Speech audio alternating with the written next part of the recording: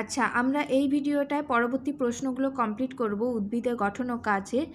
আগের দিনে যে প্রশ্নটা বাকি ছিল সেটি হলো, একটি ফুলের তলাংশে প্রান্তগুলি এমনভাবে সাজানো থাকে যে প্রত্যেকটির এক প্রান্ত একটির সাহায্যে ঢাকা থাকে এবং অন্য প্রান্ত দিয়ে পরেরটিকে আবৃত করে। এই পুষ্পপত্র বিন্যাসকে কী বলে? এগুলোকে বলা হয় টুইস্টেড।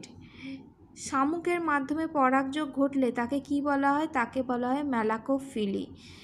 পরবর্তী কোশ্চেনটি হলো, যখন কোনো পুংস্তবকে পুংকেশরে পরাগধানীগুলি যুক্ত হয় এবং পুংদণ্ড পৃথক থাকে তখন তাকে বলি সিনজেনেসিয়াস।